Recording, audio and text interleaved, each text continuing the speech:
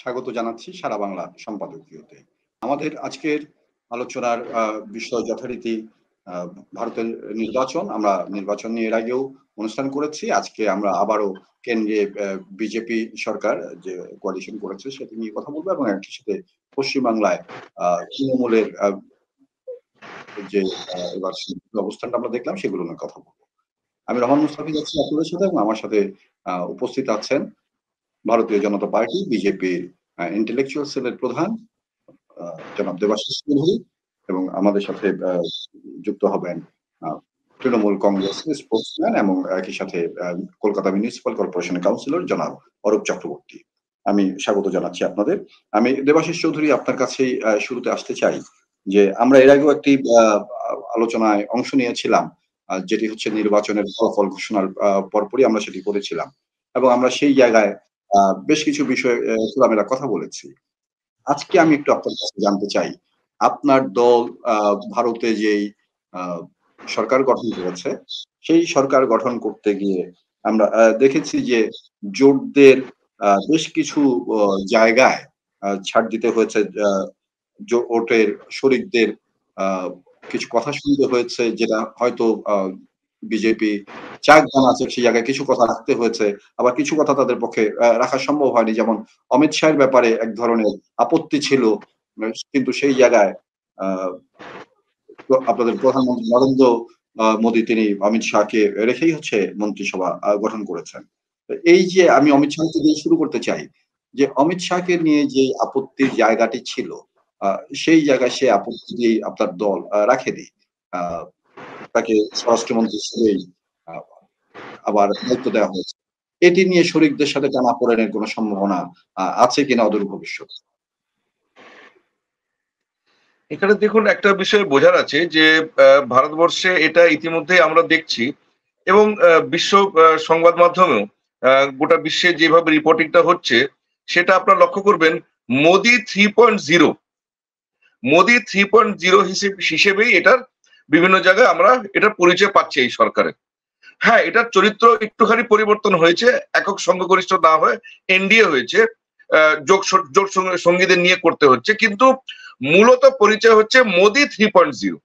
এবার মোদি 3.0 হওয়ার জন্য এর ধরুন একটা কন্টিনিউটি ভারত সরকার এতদিনে যে ভারত সরকার ছিল 2024 ইলেকশনের আগে অবধি আর এখন যে ভারত সরকার তৈরি হচ্ছে, তো একটা কন্টিনিউটি অবশ্যই ভারতবর্ষের স্থিরতার জন্য, রাজনৈতিক স্থিরতার জন্য এবং বিশ্বে একটা বার্তার জন্য প্রভৃতি, এটা সমস্ত জায়গাটা একটা অবশ্যই আমাদের একটা দায়িত্ব এই বার্তাটা দেওয়ার ভারতীয় জনতা পার্টির পক্ষ থেকে, যে একটা স্থায়ী সরকার, একটা স্থির সরকার, জোট সঙ্গী থাকা সত্ত্বেও একটা স্থির সরকার এবং continuity of the previous government with some changes, some important changes, গুরুত্বপূর্ণ, অবশ্যই গুরুত্বপূর্ণ কিছু চরিত্র পরিবর্তন আছে, কিন্তু এটা continuation of the last government, এই একটা বার্তা দেওয়া আমাদের দায়িত্ব এবং সেটাই পালন করা হচ্ছে, যেটা মোদি 3.0।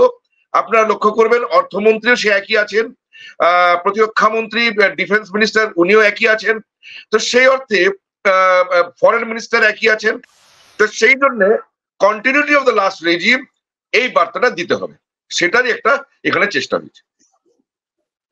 এই যে আমরা আবার দেখছি যে আপনাদের খাদ্য প্রক্রিয়াকরণ মন্ত্রণালয়ের দায়িত্বে চিরাগ পাসওয়ান কিংবা ক্ষুদ্র কুটির ও মাঝারি শিল্প মন্ত্রণালয়ের জিতেন্দ্র মানজি, আবার আমরা দেখছি যে আপনার পঞ্চায়েত রাজ মন্ত্রণালয় এবং মৎস্য পশুপালন ও ডেয়ারি মন্ত্রণালয়ের রাজীব রঞ্জন সিং বা লালন সিং, এদেরকে যে আনা হয়েছে, বা নীতিশ কুমারের নেতৃত্বাধীন জনতা দল এর থেকে রাজীব রঞ্জন সিং, এই যে ওদেরকে মন্ত্রণালয়ে দেওয়ার কারণে দলের কোনো কোনো নেতা তো বাদ পড়ছেন, সেই ক্ষেত্রে তাদের মধ্যে ক্ষোভ বিক্ষোভের কোনো জায়গাটা আছে কিনা, যে হতাশা, কষ্টবোধ, এবং সেটা দলের মধ্যে প্রভাব ফেলবে কিনা? দেখুন, এখানে যে প্রক্রিয়াটা কাজ করছে সেটা আমরা আমাদের যে সংবিধানের যে পরিকাঠামো আছে এর মধ্যে আমরা দেখতে পাচ্ছি যে ইতিমধ্যে এই বছরের শেষে 3টে বিধানসভা ইলেকশন আছে, মহারাষ্ট্র আছে, আর আরো দুটো রাজ্য, মহারাষ্ট্র প্রমুখ, আরো দুটো হরিয়ানা, মহারাষ্ট্র এবং আরেকটা রাজ্য, তিনটে রাজ্যে আছে। 2025-এর মাঝামাঝি বা 2025-এর প্রায় এক বছরের মাথায়, এক বছর শেষ হওয়ার আগেই, এক বছরের মাথায় বিহারেও ইলেকশন আছে। তো এই যে রাজ্যগুলির যে অঞ্চলের যে তাদের যে নিজেদের যে বিধানসভার ইলেকশন, অঞ্চলের যে ভোট, তার সেই রাজনীতির একটা প্রভাব অবশ্যই পড়বে, এটা অস্বীকার করার কোনো জায়গা নেই। তো সেই জন্য স্টেট ইলেকশনস এর ডায়নামিক্স কিরকম থাকবে, আজকে নীতিশ কুমার জি ওনার কেন্দ্রে যে সহভাগিতা আছে, ওনার যেই কন্ট্রিবিউশন আছে, সেটার চরিত্র একরকম, কিন্তু বিহারে উনি বিগার পার্টনার, উনি সেন্টারে আজকে স্মলার পার্টনার, মানে ছোট ভাইয়ের ভূমিকা ওনার আছে কেন্দ্রে, কিন্তু রাজ্যে ওনার বড় ভাইয়ের ভূমিকা আছে, সেখানে বিজেপি স্মলার পার্টনার। তো সেই জন্য বিভিন্ন জিনিসগুলোকে চিন্তা ভাবনা করেই করা হচ্ছে। এবং আগের কার্যক্রমে যেরকম আমি ব্যক্তিগতভাবে স্বীকারই করেছিলাম যে কাস্ট ডায়নামিক্স যেটা আছে, আমাদের জাতি ব্যবস্থা যেটা হিন্দু সমাজের আছে, তো সেখানে যে কাস্ট ডায়নামিক্সটাকে ধরে আমাদের ওবিসি যে ভোট আছে, তারপরে এসসি এসটি যে ভোট আছে, সমস্ত শ্রেণীর সমস্ত মানুষের একটা প্রতিনিধিত্ব, এটাকে ভেবে নিয়ে করা হয়েছে। আর স্টেট ইলেকশন একটা প্রভাবের মধ্যে আছে। আর আর আর জোট সঙ্গীরা, তাদের জোট সঙ্গীদের কোন সাংসদ এমপি কোন কে মন্ত্রী হবে সেটা তারাই ঠিক করবে। যেরকম এখনো এনসিপির যেটা শরদ অজিত পাওয়ারের যে গ্রুপ, তারা একটা সিদ্ধান্ত এখনো পৌঁছতে পারেনি। এখন সেই জন্য সেটা আমরা অপেক্ষা করবো জোট সঙ্গীর জন্য, তারা তারা যেভাবে বলবে, তারা যেভাবে বলবে তারপরে সেইভাবে আমরা সেটা করবো অ্যাকোমোডেট। আমাদের তো চাপিয়ে দেওয়ার কোনো বিষয় নেই, জোট সঙ্গীরা যেরকম বলবে তাদের কোন সাংসদ তারা দেবে। হ্যাঁ, এটা ঠিক যে কারোর সংখ্যা বেশি হওয়া সত্ত্বেও তার মন্ত্রিত্ব কম পেয়েছে, কিছু আছে যারা কম সংখ্যা, কম সংখ্যক সাংসদ কিন্তু তারা বেশি পেয়েছে, এটা এটা হয়েছে, ঘটনা এটা হয়েছে। কিন্তু সেখানে আবার সেটাই বলা আমার যে স্থানীয় রাজনীতিটাকে একটা তার প্রতিফলন দেখতে হবে, কাস্ট ডায়নামিক্স দেখে সিদ্ধান্ত নেওয়া হয়েছে, কিন্তু একটা জায়গায় পৌঁছবে, এটা এক জায়গায় পৌঁছে যাবে, মীমাংসা হবে ওর মধ্যে। অ্যাকচুয়ালি অনভ্যাস, যেটা আপনাকে আগেও বলেছিলাম, দীর্ঘদিনের একটা অনভ্যাস হয়ে গেছে আমাদের। তো এখন আস্তে আস্তে আমরা এই জোট সরকার চালাবার যে প্রক্রিয়াটা আবার শুরু হচ্ছে, তো এগুলো সব আস্তে আস্তে ঠিক হয়ে যাবে। দেবাশিস চৌধুরী, আমি আপনার কাছে আবার আসি যে ইস্যুটা নিয়ে, সেটা হচ্ছে যে এবার পশ্চিমবাংলা ইস্যুতে আমরা একটু কথা বলতে চাই।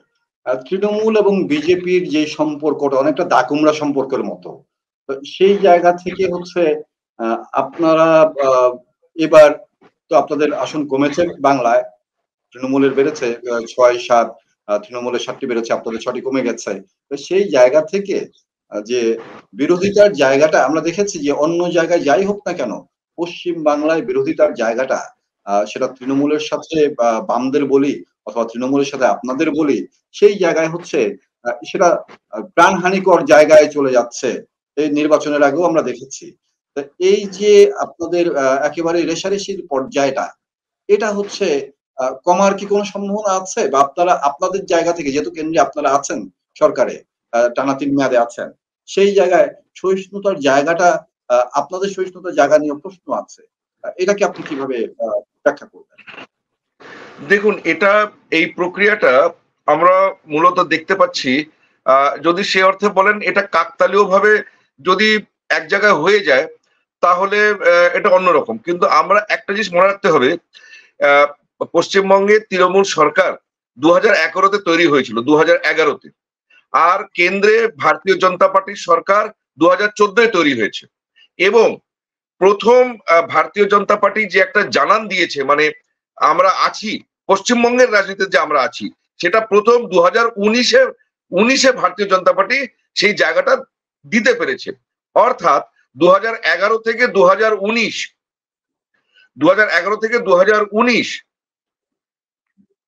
প্রমুখ এবং প্রধান বিরোধিতা পশ্চিমবাংলায় যে তৃণমূল কংগ্রেস কেউ করে গিয়ে থাকে, আমরাও ছিলাম, কিন্তু 5%, 6%, 7% ভোটে ছিলাম। কিন্তু আমরা দেখেছি 2011 থেকে 2016-র মধ্যে, 2011-র যে বিধানসভা ইলেকশন যেখানে টিএমসি জিতলো, আর 2016-তে এই টিএমসি সরকার দ্বিতীয়বার জিতলো। এই প্রথম 5 বছর যে মেয়াদ ছিল তৃণমূল সরকারের, তখন প্রধান বিরোধী কিন্তু কংগ্রেস এবং সিপিএম ছিল।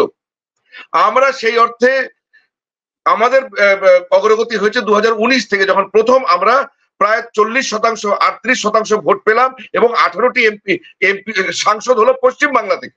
আর আমাদের 38% 39 মতন আমাদের ভোট পার্সেন্টেজ হলো। কিন্তু 11 থেকে 19 অব্দি কিন্তু কংগ্রেস সিপিএম প্রধান বিরোধী দল ছিল, এবং কংগ্রেস সিপিএম এর সঙ্গে তৃণমূল কংগ্রেস কি ব্যবহার করেছে এটা তৃণমূল কংগ্রেসের স্পোকসপারসন বলতে পারবে, কংগ্রেস সিপিএম এর লোকেরা বলতে পারবে।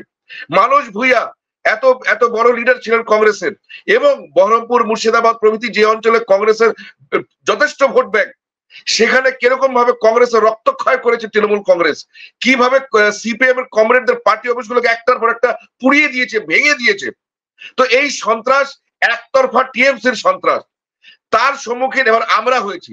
মানুষজন যখন তারপরে আস্তে আস্তে দেখেছে কংগ্রেস সিপিএম এই জায়গাটা প্রতিরোধ করতে পারছে না টিএমসির, তখন ভারতীয় জনতা পার্টির উপরে আস্থা হয়েছে, এবং 14 পরে আমাদের কেন্দ্রে যখন সরকার হয়েছে তারপরেও একটা আস্থা জেগেছে পশ্চিমবাংলার মানুষের মনে।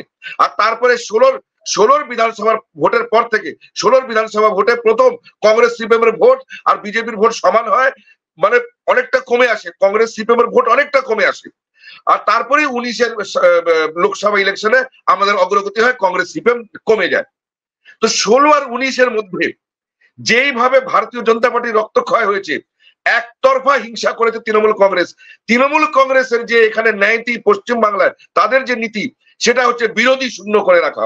তৃণমূল কংগ্রেস এখানে পশ্চিম বাংলায় ফাসিস্ট একটা শক্তি, একটা একনায়কতন্ত্র, একটা ডিক্টেটরশিপ, ফাসিস্ট শক্তি। আর পশ্চিম বাংলায় পুরো বিরোধী কণ্ঠ কিভাবে রোধ করেছে, আপনাকে কংগ্রেস আর সিপিএম, আমরা যা ভুক্তভোগী তার চেয়ে বেশি ভুক্তভোগী কংগ্রেস সিপিএম হয়েছে। তার আগে সিপিএম 34 বছর কি করেছে তার একটা অন্য ইতিহাস আছে, তার অবশ্যই একটা ইতিহাস আছে। কিন্তু 2011 থেকে নিয়ে 2016 আর 16 থেকে নিয়ে 19 যেভাবে বিরোধী শূন্য করার যে রাজনীতি তৃণমূল কংগ্রেস করে চলেছে, প্রথমবার সেটাকে আমরা আটকাতে পেরেছিলাম 2019-এ। 19-এর পর থেকে প্রতিনিয়ত আমরা যেটা দেখছি, বিশ্বের মানুষ জানা উচিত যে পশ্চিম বাংলা ঠিক আছে পলিটিক্যাল ভায়োলেন্সের একটা দীর্ঘমেয়াদী একটা পলিটিক্যাল ভায়োলেন্সের একটা মানে কুপ্রথার মতনই আছে, যে politics is very very violent in West Bengal. এরকম রাজনৈতিক হিংসা ভারতবর্ষের অনেক অল্প কম জায়গায় আছে। কিন্তু নতুন যেটা যুক্ত করেছে অপদার্থের মতন, মানে নক্কারজনক যেটা আরো বৃদ্ধি করেছে তৃণমূল কংগ্রেস, সেটা হচ্ছে পোস্ট পোল ভায়োলেন্স। পশ্চিমবাংলার ইতিহাসে ইলেকশনের পরে সেই অর্থে ভায়োলেন্সের নজির ছিল না। যা রাজনৈতিক হিংসা, যা সংঘর্ষ যা হওয়ার ইলেকশনের আগে হতো, বা ভোটের দিন হতো, বড় জোর ভোটের দিনও সেরকম ভায়োলেন্স হতো না, যা সংঘর্ষ হওয়ার ভোটের আগে হতো শেষ হয়ে যেত। কিন্তু এরা যেটা যুক্ত করলো, আরো যেটা নক্কারজনক, আরো যেটা কালিমা লিপ্ত করলো পশ্চিম বাংলাকে, সেটা হচ্ছে পোস্ট পোল ভায়োলেন্স। 19, 21 আর এই 24 এখনো আমাদের কর্মীরা বিভিন্ন জায়গায়, আমাদের কর্মীরা ঘর ছাড়া রয়েছে, বিভিন্ন আশ্রম, মন্দিরে, মঠে, পার্টি অফিসে আমাদের কর্মীরা আশ্রয় নিয়ে রয়েছে, গ্রাম ছাড়া সহস্র মানুষ এখনো গ্রাম ছাড়া 2024 ইলেকশনের পরে, এদের জেতার পরেও। অর্থাৎ এদের মানসিকতা হচ্ছে বিরোধী শূন্য করে রাখা।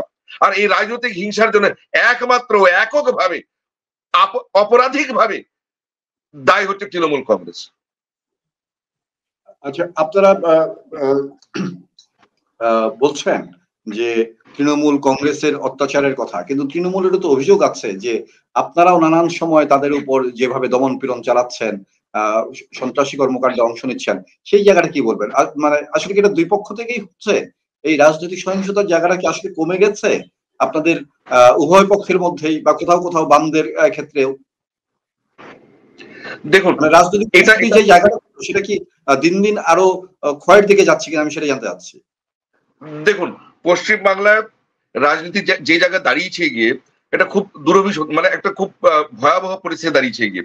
সেখানে আমরা দেখছি যে কংগ্রেস সিপিএম এর ভোটটা যখন কমলো, আর বিরোধী প্রধান বিরোধী শক্তি হিসেবে ভারতীয় জনতা পার্টি দাঁড়ালো, তখন একটা পলিটিক্যাল ভ্যাকুয়াম তৈরি হয়েছিল অল্প সময়ের জন্য।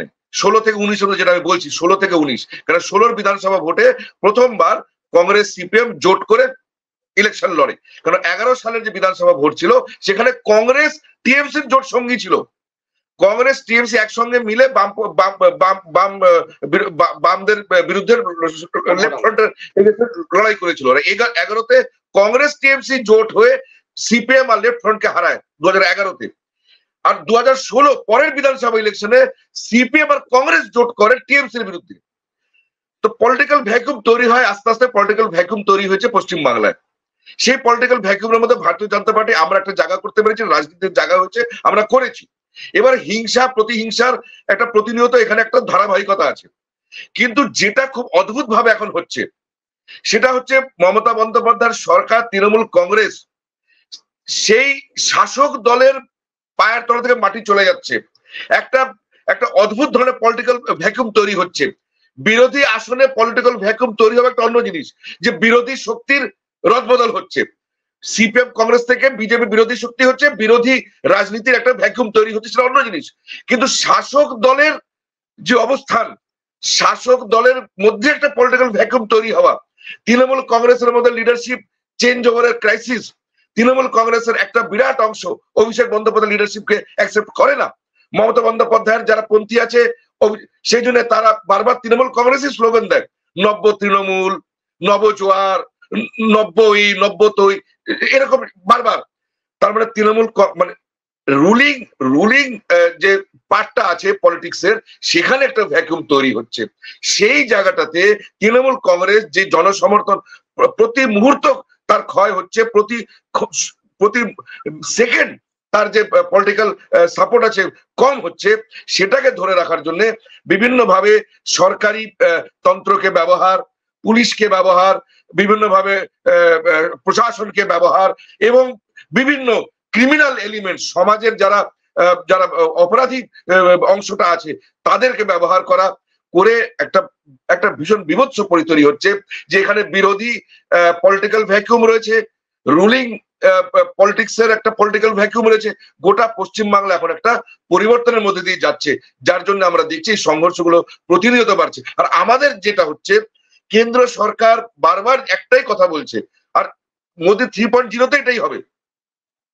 রাজ্য সরকার কেন্দ্রের যেই টাকাগুলো এখানে আসে, বা যেই ধরনের ফাইন্যান্স, এখন তো ফাইন্যান্স কমিশন নেই, কিন্তু যেরকম ভাবে কর আর কি বলে ট্যাক্সেশন রেভিনিউ যেভাবে মানে ডিস্ট্রিবিউট হয়, যেভাবে পার্টনারশিপ হয়, ডিভাইড হয়, সেখানে একটা রাজ্য সরকারের অবশ্যই অনেকগুলো প্রশ্ন থাকতে পারে, যে আমাদের এখান থেকে করগুলো নিয়ে কেন্দ্র সরকার কি করছে, ইত্যাদি ইত্যাদি। কিন্তু তার সংবিধানে তার ব্যবস্থা করা আছে, জিএসটি কাউন্সিলে এনাদের এনাদের অর্থমন্ত্রী, পশ্চিমবঙ্গ সরকারের অর্থমন্ত্রী জিএসটি কাউন্সিলে আছে। জিএসটি মানে আমাদের যেটা অখিল ভারতীয় যেটা ট্যাক্সেশন পলিসি বা রেভিনিউ, যেখানে ফাইন্যান্সিয়াল ডিস্ট্রিবিউশন গুলো হবে বিটুইন সেন্টার এন্ড স্টেট, সেখানে এদের প্রতিনিধি আছে, সবকিছু বলার জায়গা আছে। কিন্তু কেন্দ্র সরকার বারবার এটা বলছে যে আপনারা যেই টাকাটা খরচা করছেন মানুষের জন্য, বিভিন্ন যে উন্নয়নে যে অর্থটা ব্যয় হচ্ছে, তার হিসেবটা কেন জমা দেবে না? তার হিসেবটাই সরকার কোনোভাবেই জমা দিতে চায় না, এবং বিভিন্ন ভাবে মানে এখানে কি বলা হয়, ফাজিং অফ অ্যাকাউন্টস, বা এমন একটা পরিস্থিতি তৈরি করে রেখেছে যে পুরো প্রশাসন মানে স্থির হয়ে যাচ্ছে, মানে আটকে যাচ্ছে, মানে পুরোটাকে একদম পুরো অকেজো করে ফেলছে। পুরো জিনিসটাকে অকেজো করে ফেলে প্রশাসনিক দুরভিসন্ধির দ্বারা, প্রশাসনিক অস্বচ্ছতার দ্বারা, করাপশন ইত্যাদি, পুরো জিনিসটা যখন অকেজো হয়ে যাচ্ছে, পুরো স্ট্যান্ড স্টিল হচ্ছে, তখন কেন্দ্রের উপর অভিযোগ করা যে এখানে কোনো কাজ করতে দিচ্ছে না, কেন্দ্র কাজ করতে দিচ্ছে না। কিন্তু তার সূচনা তো এই সরকার নিজে করেছে। ইউটিলাইজেশন সার্টিফিকেট জমা দেবে না, স্বচ্ছ অডিটিং করাবে না, হিসেবগুলো জমা দেবে না। তারপরে রেশন কার্ডে দুর্নীতি হয়েছে, যে মানুষ নেই তাদের নামে রেশন কার্ড ইস্যু হচ্ছে, যে লাভার্থী নেই তাদের নামে বাড়িঘর তৈরি হয়ে যাচ্ছে। মানে এরকম অস্বচ্ছ প্রশাসন, যার ফলে প্রশাসন পরিকাঠামো পুরো ধ্বস্ত হচ্ছে। তারপরে অভিযোগগুলো করা এবং তার সঙ্গে রাজনৈতিক এবং সরকারি প্রশাসনিক হিংসাটা করা। তো এটাতে পশ্চিমবাংলার পরিস্থিতি যা আছে, এখানে প্রতিনিয়ত সংঘর্ষের মধ্যে দিয়ে ভারতীয় জনতা পার্টিকে আমাদের রাজনীতি করতে হচ্ছে, বা মানুষের আওয়াজটা তুলতে হচ্ছে। আমি একটু এবার যেতে চাই আবার কেন্দ্রের দিকে। আমরা দেখেছি যে ইতোমধ্যেই নরেন্দ্র মোদী যে টানা তৃতীয়বারের মতো প্রধানমন্ত্রী হিসেবে শপথ নিয়েছে। সেই শপথ নিতে গিয়ে আমরা দেখেছি যে আমাদের বাংলাদেশের প্রধানমন্ত্রী শেখ হাসিনা সেই শপথ অনুষ্ঠানে গিয়েছিলেন প্রত্যক্ষ করার জন্য, এবং ভারতের নতুন সরকারকে আপনার আমাদের বাংলাদেশের পক্ষ থেকে অভিনন্দন জানিয়েছেন তিনি। আমি এই বিষয়টি বলছি যে ভারতের এই যে নতুন সরকার গঠনের পর আমরা এক ধরনের প্রতিক্রিয়া দেখলাম কংগ্রেসের দিক থেকে, এক ধরনের প্রতিক্রিয়া দেখলাম আমরা তৃণমূলের দিক থেকে প্রতিক্রিয়া দেখলাম, বামদের পক্ষ থেকে। তো সবকিছু মিলিয়ে এই যে নানান ধরনের প্রতিক্রিয়া জানানো সরকারের বিষয়ে, নানান ধরনের বিষোদ্গারের জায়গাটা আমরা দেখলাম। সেই জায়গায় আবার একক সংখ্যাগরিষ্ঠতা না পাওয়া, এই চ্যালেঞ্জগুলো নতুন সরকার ভারতের কিভাবে মোকাবেলা করবে? দেখুন, বিরোধীদের সমস্যা হয়ে গেছে, বিরোধীরা মানে ভারতীয় জনতা পার্টির বিরোধী যারা কেন্দ্রে, তাদের সমস্যা হয়ে গেছে, তারা ঠিক করে বলতে পারছে তাদের বিরোধের জায়গাটা কোথায়। কখনো তারা প্রধানমন্ত্রীকে ব্যক্তি আক্রমণ করছেন, তারা ব্যক্তি আক্রমণ করেন যে প্রধানমন্ত্রী নরেন্দ্র মোদীর এই এই দোষ ত্রুটি আছে, উনি ব্যক্তিগতভাবে ওনার মানে ব্যক্তি আক্রমণ করেন, মানে ক্যারেক্টার অ্যাসাসিনেশন থেকে শুরু করে সব রকমের। কখনো তারা ভারতীয় জনতা পার্টির নীতি, পলিসি, তার অ্যাডমিনিস্ট্রেশনকে কখনো আক্রমণ করেন, কখনো আবার বলেন যে ভারতীয় জনতা পার্টি যে এখন সরকার করছে জোট সঙ্গী নিয়ে বা তার আগে একক ভারতীয় জনতা পার্টি নিজেই নাকি যে শাসক দল ভারতীয় সেই নাকি দেশ বিরোধী। তো এখন বিরোধীরা ঠিক করতে পারছে না যে তারা কোন বিষয়টাকে নিয়ে তারা ভারতীয় জনতা পার্টি তারা আলোচনা সমালোচনা করবে, কেন তাদের কাছে সত্যি কথা বলতে সমালোচনা করার কিছু নেই। ভারতীয় জনতা পার্টি আমরা যেভাবে দেশ শাসন করেছি বা দেশের সেবা করেছি গত 10 বছর, এবং আগামী যেভাবে এখন মোদী 3.0 যখন চলবে, এমতাবস্থায় এদের এদের এদের ঠিক করা উচিত বিরোধী দলদের। আমরা তো বলবো বিরোধী দল ঠিক করুক যে তারা বিজেপির বিরোধিতা করছে, না নরেন্দ্র মোদীর বিরোধিতা করছে, না আমাদের জোট সঙ্গে আমাদের যে এনডিএ যে জোট হয়েছে সেই জোটটাকে বিরোধিতা করছে। ইতিমধ্যে এদের মধ্যে আমি মমতা বন্দ্যোপাধ্যায়কে বলছিলাম, মমতা ব্যানার্জি খুব একটা ম্যাচিউর স্টেটমেন্ট দিয়েছেন। উনি নীতিশ কুমারকে নিজের বন্ধু বলেছেন, চন্দ্রবাবু নাইডুকে আমাদের জোট সঙ্গীদের নিজের বন্ধু বলেছেন। বন্ধুতা বলছেন যে এনডিএর মধ্যে অনেকে আছে যারা মমতা বন্দ্যোপাধ্যায়ের ব্যক্তিগত বন্ধু, ভালো সম্পর্ক আছে মমতা দিদির সাথে ভালো সম্পর্ক আছে অনেক এনডিএ জোট সঙ্গীদের। তো এটা ইতিবাচক একটা বার্তা। কিন্তু কংগ্রেস এবং সিপিএম তারা আমাদের জোট সঙ্গীদের গালাগাল করতে শুরু করেছে এখন। বলছে অজিত পাওয়ার প্রভৃতি ইত্যাদি ইত্যাদি, ভাষা প্রয়োগ করা যাচ্ছে না। ওনারা নীতিশ কুমারকে কি কি বিশ্রী ভাবে গালাগাল করছেন। তারপরে আবার আশা করেন যে এনডিএ থেকে ওরা আবার ইন্ডিতে যাবে। তো সেই জন্য বিষয়টা হচ্ছে যে কংগ্রেস এবং সিপিএম তারা মনস্থির করতে পারছে না যে তাদের কাছে বলার কিছু নেই। তো সেই জন্য তারা একসময় নরেন্দ্র মোদীর ব্যক্তি আলোচনা করছেন, আবার কোনো সময় আমাদের পলিসি গুলোকে বলছেন, তারপরে কিছু নির্দিষ্টভাবে কিছু বলতে পারছেন না। বারবার দুর্নীতির অভিযোগ করেন, কিন্তু কোন রকমের দুর্নীতি সেই অর্থে ভারতীয় জনতা পার্টি সরকারের স্বচ্ছতার বিষয়ে কিছু বলতে পারছেন না। কখনো আদানি আম্বানিকে নিয়ে আবার কথা তুলে ফেলেন, দেশের শিল্পপতিদের নিয়ে। দেশের শিল্পপতিদের রাজনীতিতে কি জায়গা আছে? কিন্তু সেরকমই বারবার একই জিনিস করে যাচ্ছেন। কিন্তু তৎসত্ত্বেও হ্যাঁ, এটা সত্যি কথা যে কিছু ভোট সংখ্যা আমাদের কমেছে, এইবার আসন কমেছে, কিন্তু এর মানে এটা নয় যে বিরোধী কংগ্রেস সিপিএম যেটা বলছে তার গ্রহণযোগ্যতা হয়েছে। যদি বিরোধীদের গ্রহণযোগ্যতা হতো তাহলে যেটা রাহুলজি যেটা বলেছিলেন, রাহুলজি উনি তো গণনার দিন বলছিলেন যে আমাদের 295 হবে, আর 295 আমাদের হয়ে গেল। তাহলে ওদের ইন্ডি জোটের 295 হতো যদি ওনাদের কথার যদি গ্রহণযোগ্যতা মানুষের কাছে থাকতো। মানুষ আলটিমেটলি ঠিক আছে যে ভারতীয় জনতা পার্টির উপরে বা আমাদের কাজের উপরে মানুষ একটা তার নির্দিষ্ট একটা সমালোচনা করেছে।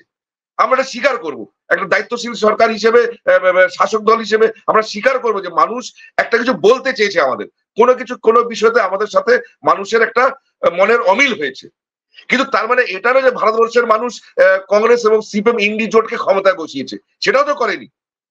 আলটিমেটলি তো আমাদেরই একটা লোয়ার ম্যান্ডেটে, কিন্তু ম্যান্ডেট আমাদেরই দিয়েছে, একটা রিডিউস ম্যান্ডেট আমাদেরই দিয়েছে, কংগ্রেসকে কিন্তু ম্যান্ডেট দেয়নি। তা নাহলে কংগ্রেস তো 295 হতো, ওরা 300 হতো, সে তো হয়নি। ম্যান্ডেট তো আমরাই পেয়েছি, রিডিউস ম্যান্ডেট পেয়েছি, সেটা নিয়ে আমরা কাজ করব। বিরোধীদের বলার কিছু নেই। এবং সবচেয়ে মানে এটা ভারতবর্ষের গণতন্ত্রের জন্য একটা চিন্তার বিষয়। বিরোধী যদি শক্তিশালী না হয় তাহলে গণতন্ত্রের একটা চিন্তার বিষয় আছে। বিরোধীরা নিজেরাই নিজেদের মধ্যে ঠিক করতে পারছে না, ওদের মধ্যে অনেক অন্তর্দ্বন্দ্ব রয়েছে, যেটা আমি আগের প্রোগ্রামে আমরা আলোচনা করেছিলাম যে সংখ্যালঘু ভোট ব্যাংকটাকে নিয়ে, তারপরে রাজ্যের ইলেকশন গুলো নিয়ে। দেখুন রাজ্যের ইলেকশনে একদম পরিষ্কার, আজকে এইবার যে বিহারে ইলেকশন হবে একদম পরিষ্কার, সেখানে নীতিশ কুমার উনি বিগার পার্টনার থাকবেন, উনি সিনিয়র পার্টনার থাকবেন, আমরা জুনিয়র পার্টনার লড়বো। কিন্তু কংগ্রেস কোন এরকম বোঝাপড়া করবে কি যে পশ্চিমবাংলায় কংগ্রেস জুনিয়র পার্টনার থাকবে আর মমতা বন্দ্যোপাধ্যায় সিনিয়র পার্টনার হবেন? কংগ্রেস মানবে কি? কখনো মেনেছে? মানেনি বলেই তো কংগ্রেসের বিভিন্ন রাজ্যে এরকম কংগ্রেসের নিজের শরিক দলদের সঙ্গে তাদের সেই অর্থে সমঝোতা ভালো করে হয় না। আর যেখানে বিজেপির সঙ্গে সরাসরি লড়াই করে কংগ্রেস, সেখানে আমাদের সঙ্গে লড়াই করে কংগ্রেস পারে না। তারপরেও কংগ্রেস খালি আলোচনাই করে যায়। তো ভারতের মানুষ তো এগুলো দেখছে, মানুষ তো এগুলো বুঝতে পারছে, কংগ্রেসের অন্তর্বিরোধ গুলো বুঝতে পারছে, কংগ্রেস শরিক দলদের সঙ্গে কিরকম ভাবে সুব্যবহার করতে হয়, ভালো গুড বিহেভিয়ার, মৃদু ব্যবহার করতে হয়, সেটা কংগ্রেস জানে না। আর আঞ্চলিক দলগুলো অ্যান্টি কংগ্রেসিজম থেকেই তৈরি হয়েছিল, তো অন্তর্দ্বন্দ্ব সেখানেই রয়েছে। কিন্তু আমরা সবসময় আমাদের পার্টনারদের, শিবসেনা আজকে ঠিক আছে শিবসেনার মধ্যে ভাগ হয়েছে, একটা তার রাজনীতি হয়েছে, কিন্তু মহারাষ্ট্রে যখন যতবার ইলেকশন লড়া হয়েছে শিবসেনা সবসময় বিগার পার্টনার ছিল, আমরা স্মলার পার্টনার ছিলাম। কেন্দ্রে বাজপেয়ীজির সরকারে বাজপেয়ীজি বিগার পার্টনার ছিলেন, শিবসেনা স্মলার পার্টনার ছিল। পাঞ্জাবে যখন আমরা ভোট লড়েছি আকালি আমাদের সিনিয়র পার্টনার ছিল, আকালি দল আমরা জুনিয়র পার্টনার ছিলাম। তো এই জোট রাজনীতির আমাদের অভিজ্ঞতা বেশি, কংগ্রেসের কিন্তু সেই অর্থে নেই। তো যাই হোক, এখন কংগ্রেস তারা ঠিক করবে, বিরোধীরা তারা কিরকম ভাবে কি করতে চাইছে সেটা বিরোধী ঠিক করবে। আমরা একেবারেই এই শেষ পর্যায়ে আছি। আমি যে বিষয়টি নিয়ে শেষ করতে চাই সেটি হচ্ছে যে আমরা আগেও আলোচনা করেছি, বিভিন্ন সময় আমরা বিজেপি নেতাদের কথা শুনেছি, কংগ্রেস, তৃণমূল বা বামদের কথা শুনেছি যে সাম্প্রদায়িকতাকে পুঁজি করে বিজেপি আজকের এই অবস্থানে এসেছে। সেই জায়গায় হচ্ছে আবার এই অসাম্প্রদায়িক ভারতের অসাম্প্রদায়িক যে কোটি কোটি ভোটার আছেন তারাও হচ্ছে তাদের রায়টা দিয়েছেন বলেই হয়তো এবার বিজেপি তার আশানুরূপ আসনগুলো পায়নি। সেই ক্ষেত্রে বিজেপি তার আগামী দিনের যে আগামী অন্তত 5 বছরের কথাও যদি ধরি, এই সময় সাম্প্রদায়িকতার জায়গা থেকে কিছুটাও কি অসাম্প্রদায়িক চেতনার জায়গাটা স্পষ্ট করার চেষ্টা করবে? দেখুন, ভারতবর্ষের রাজনীতিতে একটা মানে টার্নিং পয়েন্ট সেই অর্থে এখন বলতেই হবে, মানে এটা ইতিহাসের অংশ হয়ে গেছে, এখন এটাকে কেউ অস্বীকার করতে পারে, আমরা চাইলেও এটাকে চাপা দিতে পারবো না। কিন্তু সত্যি 1992 6 ডিসেম্বর 1992 সত্যি একটা ওয়াটারশেড। গোটা বিশ্ব ইতিহাসে ভারতবর্ষের এই ঘটনাটা গোটা পৃথিবীতে তার একটা কম্পন হয়েছিল, এবং বিভিন্ন একাডেমিক জার্নাল তার উপর একটা একটা বিস্তারিত একটা বিস্তর একাডেমি তার উপরে হয়ে গেছে, একাডেমিক আলোচনা হয়ে গেছে এটা নিয়ে। 6 ডিসেম্বর 1992, 6 ডিসেম্বর 1992 পরে, হ্যাঁ, বাবরির যে ঘটনা ঘটেছিল অযোধ্যায় সেই 6 ডিসেম্বর, সেটা একটা বিরাট বড় একটা টার্নিং পয়েন্ট। কেন ততদিন অব্দি আমরা দেখেছি ভারতবর্ষের ইতিহাসে পলিটিক্যাল হিস্ট্রিতে সবসময় লেফট ওরিয়েন্টেড বাম সোশ্যালিজমের একটা ভাবধারা ছিল। এমার্জেন্সির সময়ও জয়প্রকাশ নারায়ণ, রামমোহন লোহিয়া, বিভিন্ন যারা সোশ্যালিস্ট শক্তিগুলো ছিল তারা ইন্দিরা গান্ধীর এমার্জেন্সির বিরোধিতা করেছিল, বামরা করেছিল, সোশ্যালিস্টরা করেছিল। সেখানে আরএসএস, আমরা তখন জনসংঘ ছিল, আমরা জুনিয়র পার্টনার ছিলাম সেই এমার্জেন্সির বিরোধিতায়। কিন্তু এমার্জেন্সির ইন্দিরা গান্ধীর ডিক্টেটরশিপের মানে কোট আনকোট ডিক্টেটরশিপের বিরোধিতা মূলত সোশ্যালিস্ট ফোর্সেসরা করেছিল, লেফট ফোর্সেসরা করেছিল, এবং তার একটা এক্সপেরিমেন্ট দীর্ঘদিন চলেছিল 1989-90 অব্দি। এই যে লেফটের যে রাজনীতি চলেছে দীর্ঘদিন ভারতবর্ষে স্বাধীনতার পর থেকে, নেহরুভিয়ান সোশ্যালিজম, তারপরে ইন্দিরা গান্ধীর ব্যাক ন্যাশনালাইজেশন, ইন্দিরা গান্ধীর বিভিন্ন ভাবে একদম একদম ফাস্ট লেফট টার্ন, একটা খুব দ্রুত লেফট টার্ন নিয়েছিলেন ইন্দিরা গান্ধীজি। তো সোভিয়েত ইউনিয়নের সঙ্গে তার মিত্রতা, তার সন্ধি করা, 15 বছরের মৈত্র সন্ধি সোভিয়েত ইউনিয়নের সঙ্গে, ব্রেজনেভের সঙ্গে ওনার ভালো রিলেশন প্রভৃতি ইত্যাদি। তো লেফটের পক্ষ থেকে লেফট ওরিয়েন্টেড পলিটিক্স হয়েছে 1989-90 যখন রাজীব গান্ধীজি অযোধ্যায় সে বাবরির তালাটা খুলে দেন এবং বাবরির ভেতরে পুজো অর্চনা শুরু হয়, রামলাল্লার পুজোটা শুরু হয়, আর 92-তে গিয়ে তার কালমিনেশন হয়। আমরা দেখেছি যে যখন সোশ্যালিস্ট বা লেফটিস্ট পলিটিক্স যখন ভারতবর্ষে হয়েছে সেটাকে বলা হচ্ছে মন্ডল রাজনীতি। মন্ডল রাজনীতি মানে মন্ডল কমিশন, ওবিসি ইত্যাদি, মানে যখন এই সোশ্যালিস্ট রাজনীতি হয়েছে তখন হিন্দু সমাজকে, ভারতবর্ষের মুসলমান সমাজকেও, আজকে আমরা জানি ওবিসি এতে যে রিজার্ভেশন দেওয়া হচ্ছে মুসলিমদের, বিভিন্ন কাস্ট ওয়াইজ ডিভাইড করা হয়েছে মুসলিম সমাজকে, জোলাহা, মমিন, আনসারি, নাপিত, এইসব কাস্ট গুলো মুসলমান সমাজের মধ্যে থেকে আবিষ্কার করা হয়েছে, বা কি করা হয়েছে ভগবান জানে।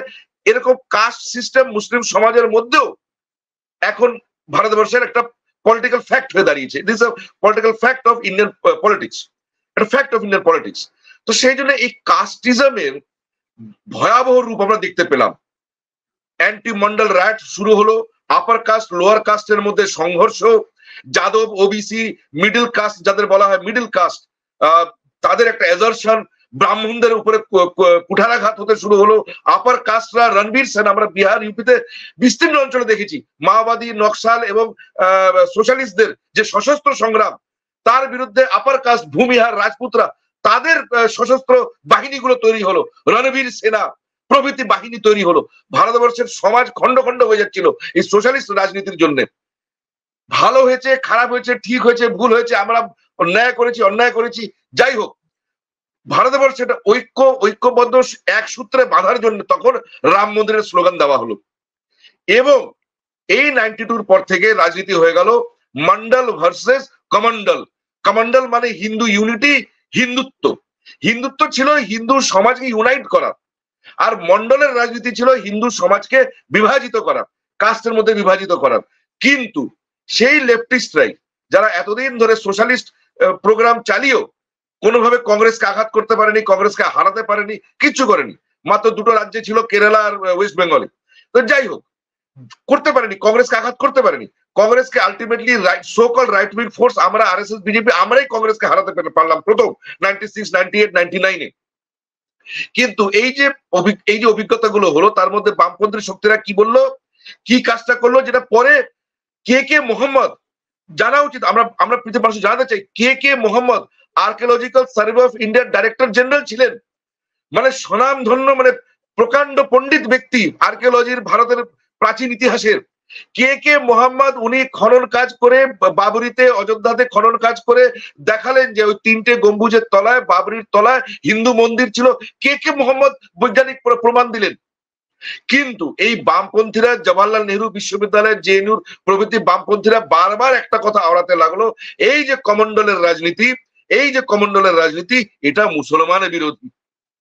আর এই যে কাস্টিজমের রাজনীতি, হিন্দু সমাজকে ভেঙে দেওয়ার, মন্ডলের রাজনীতি, মন্ডল মানে কাস্টে ভেঙে দেওয়া, upper caste, lower caste, middle caste, OBC, SC, ST, Adivasi, বনবাসী, forest dwellers, tribals, ethnic groups, non tribals, এই যে হিন্দু সমাজকে খন্ড খন্ড করা, এটা সেকুলার রাজনীতি, এটা মুসলমানদের পক্ষে। আর হিন্দুরা যদি ইউনাইট হয়, তাদের কাস্টিজম যদি, হিন্দুদের মধ্যে যদি একটা প্রোগ্রেসিভনেস আছে, কেন কাস্টিজমটাকে বাদ দেওয়া ইজ এ প্রোগ্রেসিভ স্টেপ। হিন্দুদের মধ্যে যদি প্রোগ্রেসিভনেস হয়, কাস্টিজম, আনটাচেবিলিটি, স্পৃশ্যতার যে কলঙ্ক হিন্দুদের সমাজের উপর আছে, আমাদের যদি অস্পৃশ্যতা কম হয়, আমাদের মধ্যে যদি ছুয়াছুত কম হয়, আমাদের মধ্যে যদি জাতপাত কম হয়, এটা মুসলমান বিরোধী। এটা যে বামপন্থীদের কোন লজিক, ভারতবর্ষের মানুষ বুঝতে পারছে যে ভারতীয় বামপন্থীরা, ভারতীয় কমিউনিস্টরা কত তাদের হিপোক্রেসি, কত তাদের দ্বিচারিতা। অর্থাৎ যে রাইট উইং পলিটিক্সটা হিন্দু ইউনিটির কথা বলছিল, দেশের ঐক্যের কথা বলছিল, কাস্টিজমকে, কাস্ট পলিটিক্সকে, সোশ্যালিজমের আড়ালে যে কাস্ট পলিটিক্স হচ্ছিল সেটাকে আটকাবার চেষ্টা করছিল, সেটাকে তারা কমিউনাল রাজনীতির আখ্যা দিল।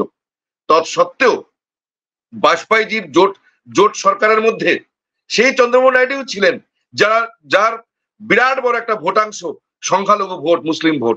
আজকেও সেই চন্দ্রবাবু নাইডু আমাদের জোট সঙ্গী, যিনি নিজের রাজ্যের ইলেকশনে, এখন উনি মুখ্যমন্ত্রী হতে চলেছেন, জন্মের মুখ্যমন্ত্রী হবেন অন্ধ্রপ্রদেশের। উনি প্রতিশ্রুতি দিয়েছেন যে মুসলিম সমাজের জন্য বিভিন্ন রকমের ওনার আলাদা আলাদা বিভিন্ন ওনার ঘোষিত, মানে ঘোষণা ডকুমেন্টের মধ্যে, ম্যানিফেস্টোর মধ্যেই আছে, আর সেটার মধ্যে আমরা অংশীদার আছি।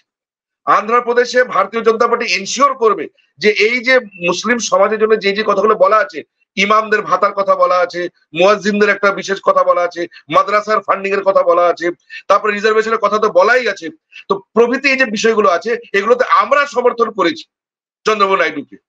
আর সেই জন্য এই যে একটা ন্যারেটিভ যে Hindu unity is dangerous for Muslim safety, এইটাকে আমরা ভাঙতে চাই।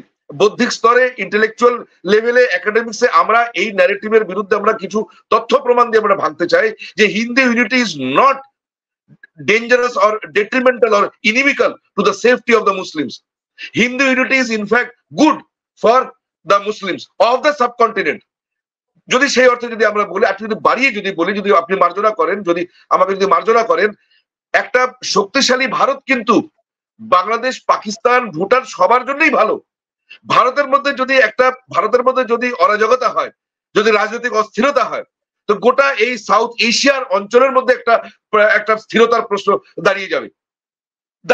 সেই জন্য ভারতের স্টেবিলিটিটা খুব ইম্পর্টেন্ট। আর সেখানে এই যে আপনাদের প্রধানমন্ত্রী এই যে মাননীয় শেখ হাসিনা যে এসছেন এবং সবার সাথে দেখা করলেন, গান্ধী পরিবারের সঙ্গে দেখা করলেন, এটা খুব ভালো জিনিস।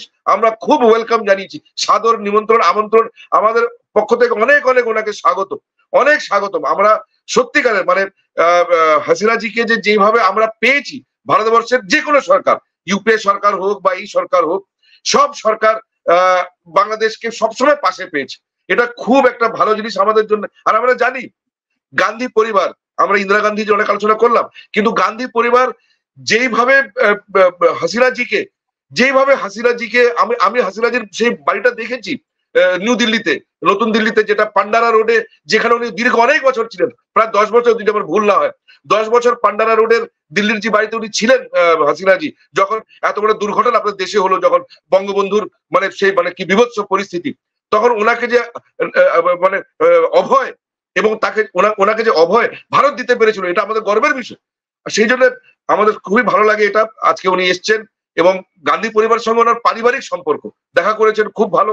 আমাদের প্রধানমন্ত্রীর সঙ্গে দেখা করেছেন, আমাদের অনুষ্ঠানে এসছেন, আমাদের খুবই ধন্যবাদ ওনাকে এবং অনেক স্বাগত ওনাকে। প্রায় 6 বছর প্রধানমন্ত্রী শেখ হাসিনা বা বঙ্গবন্ধু কন্যা শেখ হাসিনা 6 বছর ছিলেন ভারতে। 75 আগস্ট থেকে 81 সালে স্বদেশ প্রত্যাবর্তন পর্যন্ত এই সময়টুকু ছিলেন উনি। আর যেটি নিয়ে হচ্ছে আমি আজকের অনুষ্ঠান শেষ করব, খালি একটা ছোট্ট এক লাইন একটু উত্তর চাই। সেটি হচ্ছে, আপনাদের এই নতুন মন্ত্রিসভায় ভারতের সংখ্যালঘু জাতি বা সম্প্রদায়গুলো যা আছে, অন্য কোন ধর্মের কাউকে আমরা ওইভাবে আসলে পূর্ণমন্ত্রীদের তালিকায় দেখতে পাইনি। সেই ক্ষেত্রে আপনারা অখণ্ড ভারতের কথা বলছেন। আপনার 99 কোটি ভোটারের মধ্যে যদি 10%ও মুসলিম হয়, যদি খ্রিস্টান থেকে থাকেন, বুদ্ধিস্ট থেকে থাকেন, অন্যান্য ধর্মের মানুষ থেকে থাকেন, জৈন থেকে শুরু করে আরো অনেকগুলো ধর্ম আছে আপনাদের ওখানে, সেই জায়গায় এই সংখ্যালঘুদের আমরা অবশ্য এর সাথে একটু যোগ করতে হয়, এপিজে আবুল কালামের মতো স্বনামধন্য একজন বিজ্ঞানী, অসাধারণ ব্যক্তিত্ব অধিকারী একজন মানুষকে আপনারা রাষ্ট্রপতি করেছিলেন আপনাদের দল। সেই জায়গা থেকে পূর্ণমন্ত্রী হিসেবে ভারতে কি কোনো যোগ্য মুসলিম, খ্রিস্টান বা বুদ্ধিস্ট কেউ কি নাই, ছিলেন না একজনও, যাকে আপনারা মন্ত্রী করতে পারতেন দল মতের ঊর্ধ্বে উঠে? এটা একদম এটা সঠিক প্রশ্ন, এটা একদম ন্যায্য প্রশ্ন, এবং এটা নিয়ে ইতিমধ্যে আমাদের মধ্যেও, ভারতবর্ষেও এর মধ্যে এটা নিয়ে আলোচনা শুরু হয়েছে। এটা বিষয়টা সত্যি দেখার বিষয় আছে, কিন্তু প্রাথমিক যেহেতু আমি ব্যক্তিগতভাবে স্বীকার করছি যে সত্যি 10 বছর একটা অনভ্যাস আছে, আমরা আউট অফ প্র্যাকটিস এই জোট সরকার চালানোর এই বিভিন্ন বিষয়গুলো দেখার। তো যেটা বললাম চন্দ্রবাবু নাইডুর সঙ্গে যে জোটটা আছে, যেটা বললাম, কিন্তু হ্যাঁ এটা একটা সত্যি একটা বিবেচনা করার বিষয়, এটা চিন্তার বিষয়। আমরা এটা ভাবছি, এবং আগে ছিল গোয়ার আমাদের একজন সাংসদ ছিলেন, গোয়ার উনি মন্ত্রী ছিলেন, কি বলে খ্রিস্টান মন্ত্রী ছিলেন। তারপরে শাহনওয়াজ হুসেন, মুখতার আব্বাস নাকভি দীর্ঘদিন বাজপেয়ীজির আমলেও ছিলেন, মোদিজির প্রথম টার্মে ছিলেন মুখতার আব্বাস নাকভি, প্রথম টার্মে ছিলেন, সেকেন্ড টার্মে বোধহয় ছিলেন না। তবু আমাদের এই বিষয়টা আমরা দেখছি, অবশ্যই দেখবো। তারপরে পাঞ্জাবের পরিস্থিতি, শিখ, নর্থ ইস্টে একটু খ্রিস্টানদের, হিন্দু মৈতি এবং কুকি খ্রিস্টানদের নিয়ে একটা সমস্যা মণিপুরে চলছে, সমস্ত জায়গায় চলছে, পাঞ্জাবে, খালিস্তানে। তো এগুলোর একটা জায়গায় আমরা পৌঁছেছি। আর খুব শীঘ্রই মানে আমরা এটা আশ্বস্ত করতে পারি যে এটা আমাদের কোনো কারণে এটা এখন থেকে গেছে, কিন্তু এটা আমাদের কিন্তু কোনো মানে এটা কোনো আমাদের প্র্যাকটিস নয় বা কোনো পলিসি নয় যে দেওয়া হবে না। কেননা মুখতার আব্বাস নাকভিজি ছিলেন, শাহনওয়াজ হুসেন ছিলেন, এপিজে আব্দুল কালামের উদাহরণ আপনি নিজে বললেন। তারপরে আমাদের খ্রিস্টান মন্ত্রী অনেক ছিলেন, গোয়া থেকে আমাদের খ্রিস্টান মন্ত্রী একজন ছিলাম, নাম ভুলে যাচ্ছে, উনি দীর্ঘদিন মন্ত্রী ছিলেন। তো সেটা আমরা এখন এটা বিবেচনা আছে, অবশ্যই এটা হবে, এটা অবশ্যই বিবেচনার মধ্যে আছে, অবশ্যই বিবেচনার মধ্যে আছে, এটা খামতি আছে, এটা আমরা স্বীকার করছি। অনেক ধন্যবাদ আপনাকে দেবাশিস চৌধুরী আমাদের সাথে যুক্ত হওয়ার জন্য। এবং আমরা আজকেও আগের মতোই হচ্ছে অনেক খোলামেলা অনেকগুলো বিষয়, যেগুলো আপনাদের দলের জন্য হয়তো অনেক সময় বিব্রতকর হতে পারে, সেই ধরনের বিষয় আপনি সরাসরি কথা বলেছেন, এই জন্য আপনাকে আবারও ধন্যবাদ জানাই। আমাদের এই ধরনের আলোচনায় আমরা নিশ্চয়ই আশা করি যে আপনাকে এবং আপনার দলের অন্য কাউকেও আমরা নিশ্চয়ই এই ধরনের সরাসরি আলোচনা আমরা পাবো, সেই প্রত্যাশা রাখছি। আমাদের সারা বাংলা সম্পাদকীয় আজকের মতো আমরা এখানেই শেষ করছি। সবাই সুস্থ থাকবেন, ভালো থাকবেন। নমস্কার।